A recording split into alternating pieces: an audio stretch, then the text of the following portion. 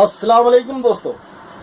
देखिए, एक चीज़ आपने सुनी होगी, एक बात सुनी होगी आपने कि दमा जो है वो दम के साथ ही जाता है। ऐसा नहीं है। देखिए, दूसरी चीज़ ये भी सुनी होगी कि अल्लाह ताला ने, उस ऊपर वाले ने, ईश्वर ने, भगवान ने बीमारियां बनाई हैं तो उनका इलाज भी बनाया है। अब दोनों चीज़ों में से एक चीज़ गलत होगी। वो कौन सी चीज़ गलत होगी? अगर उसके लिए कहा जाता है कि दमे के लिए दम के साथ ही जाता है, ये चीज़ सही नहीं है। क्योंकि इस बात में दम है कि ईश्वर ने, अल्लाह ने जब बीमारियां बनाई हैं तो उनका इलाज भी बनाया।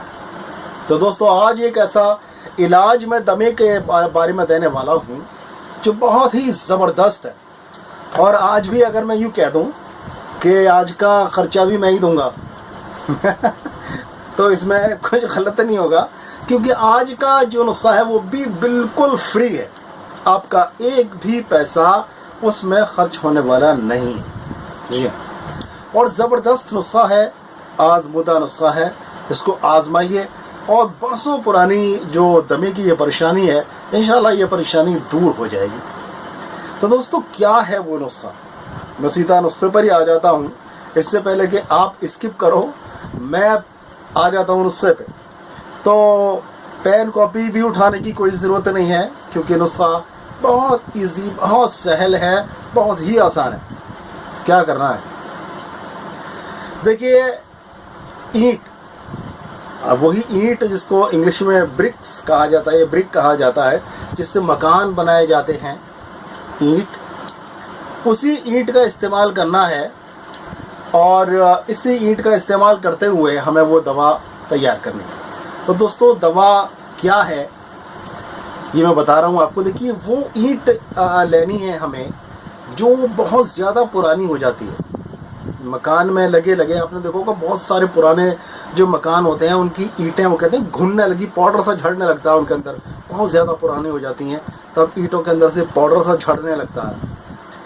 वही पाउडर का इस्तेमाल करके हमें दवा बनानी है।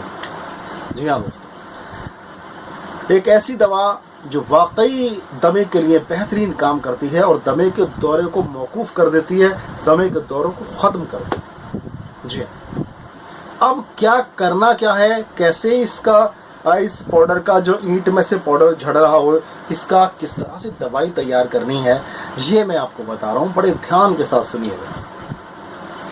किसी भी ऐसी दीवार के पास में जाइए जो पुराना घर हो, बहुत ज़्यादा पुराना हो और जिसकी देख रेख ना की गई हो, उस वजह से, मौसमों की वजह से, क्योंकि सैकड़ों मौसम झेले होते हैं उस दीवार ने, तो बहुत ईंटें जो हैं वो बिल्कुल घुन जाती हैं और उनमें से पाउडर झड़ने लगता है। उस पाउडर को आप इकट्ठा कर लीजिए। आप किसी चीज़ से खुरचना नहीं है, सिर्फ हाथ से अपने आहिस्ता से उसको इस तरह से जब छुटाएंगे तो उसमें से जो पाउडर निकलता है, उस पाउडर को आप इकट्ठा कर लीजिए। उस पाउडर को इकट्ठा करने के बाद में आपको क्या करना है? आपको मदार का दूध लेना है।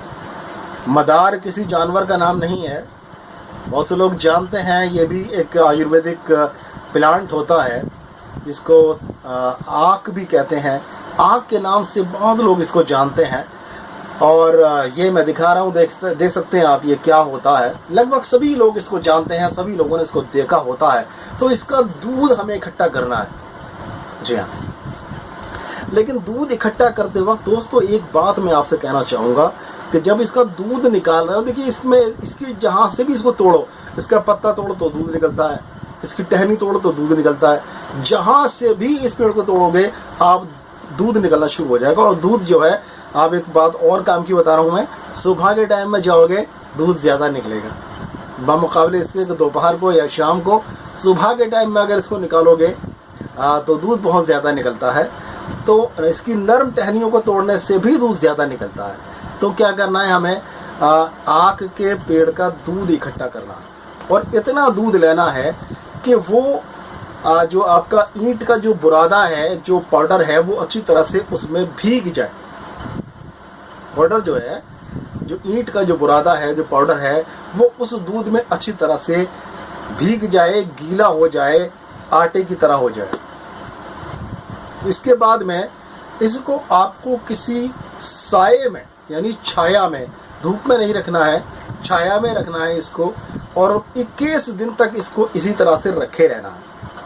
21 दिन के बाद में मिट्टी के 2 कटोरे लेने हैं, 2 प्याले मिट्टी के लेने हैं, और उसमें वो पाउडर रखना है। एक प्याले में, दूसरा प्याला उसके ऊपर से ढाप देना है, ढक देना है, और उसको मिट्टी से या आटे से अच्छी तरह से उसको जोड़ देना है। दोनों हिस्सों को अच्छी तरह से जोड़ देना है, ताकि जब इसको हम आग में रखें तो ये खुलने ना पाए। इतना मोटा अस्तर उसके ऊपर आटे का चढ़ा देना है अच्छी तरह से। इसके बाद में 5 सेर उपले ये जो काऊ डंग से तैयार किए जाते हैं, गाय के गोबर से तैयार किए जाते हैं या भैंस के गोबर से तैयार किए जाते हैं, कोई भी उपले चलेंगे। तो 5 सेर उपले, यानी 5 किलो से ज्यादा, 6 किलो समझ लीजिए, 6 किलो के करीब उपलों के बीच में उसको रखना है, और उसमें आग में उसको फूंक देना है। और जब वो आग ठंडी हो जाए तब उसको आपको निकाल लेना है, और ठंडा होने के बाद में इसको आप प्यालों को खोलकर वो दवाई हासिल कर लीजिए। में आप इसको पीस लीजिए। वैसे पिसाया तो ऑलरेडी होता है, लेकिन एक बार और इसको मिक्सी में डाल दीजिए और इसको ग्राइंड कर लीजिए, बारीक पीस लीजिए इसको। और पीसने के बाद में आप इसको किसी शीशे के जार में, प्लास्टिक में ना रखिए इसको। प्लास्टिक वैसे भी बीमारियों की खान है, लेकिन आज प्लास्टिक का बहुत ज़्यादा इस्तेमाल हो रहा है।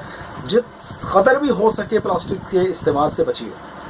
प्लास्टिक में नहीं रखना है, शीशे के जार में इसको रखना है। और इसकी खुराक की बात करते हैं, इसकी क्या खुराक है, इसको कैसे लेना है। तो दोस्तों, इसकी सिर्फ 4 रत्ती की खुराक है। 4 रत्ती का मतलब ऐसे समझ लीजिए आप कि आधा ग्राम से भी कम इसकी खुराक है। एक चुटकी में जितना आ जाए, 1 चुटकी के बराबर, और 2 चम्मच मलाई में मिलाकर, या आप मलाई कह सकते हैं उसको, मलाई में मिलाकर, जो दूध के ऊपर जो दूध को गर्म करने के बाद में जब दूध ठंडा होता है, उसके बाद में उसके ऊपर एक मलाई आ जाती है। वो कहते हैं ना चाय में मलाई मार के चाय देना, वो वाली मलाई जो है 2 चम्मच लेनी है, और उसमें ये पाउडर रखना है। और दमे वाले पेशेंट को इसको निगलवा देना है। सुबह में खाली पेट देना है इसको, और शाम को देना है आपको इसी तरह से। बस कोई खर्च तो नहीं हुआ, कुछ भी नहीं हुआ, कोई परेशानी, कोई दिक्कत नहीं, कहीं कोई भाग दौड़ी नहीं, कहीं कोई जाना नहीं, कोई पंसारी का चक्कर नहीं। फ्री की दवा है बिल्कुल, और आप हर कोई इंसान इसको बड़ी आसानी के साथ बना भी सकता है। तो इसको बनाइए और सवाब कमाइए। मैं तो कहता हूँ कि इसको बनाकर रख लीजिए और फ्री में देना शुरू करिए लोगों को। जब आप फ्री में देंगे तो लोगों की दुआएं आपको मिलेंगी, और दुआओं से दोस्त वो काम हो जाते हैं जो बड़ी बड़ी मेहनतों से वो काम नहीं होते, जो लोगों की दुआ से काम बन जाते हैं। तो दुआएं लीजिए लोगों की, पैसा सब कुछ नहीं होता है, दुआएं बहुत ज़रूरी होती हैं। तो दुआ लीजिए लोगों की, और इसको इस्तेमाल कराइए दमे के मरीज़ों के लिए, दमे के उस दौरे को मौकूफ़ करने के लिए, दौरों को ख़त्म करने के लिए बहुत ही अच्छी ये दवाई है। और दमे का मरीज़ आप जानते हैं कितनी परेशानी से ज़िंदगी गुजारता है, और ख़ास तौर से दौरे का वक्त जो होता है, दमे का दौरा होता है, तो उसकी ज़िंदगी और वो मौत और ज़िंदगी के बीच में झूलता हुआ महसूस करता है अपने आप को। दोस्तों, ऐसे लोगों की अगर आप मदद करेंगे तो आपको बहुत ज़्यादा इसका अजर मिलेगा।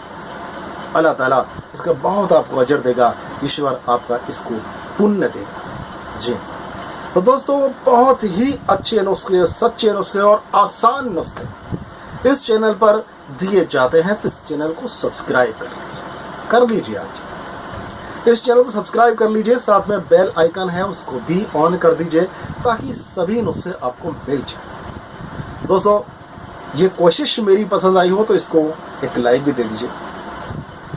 बहुत बहुत शुक्रिया दोस्त। फिर मिलते हैं इंशाल्लाह किसी बीमारी को लेकर, उसका बहुत ही बढ़िया सा इलाज लेकर।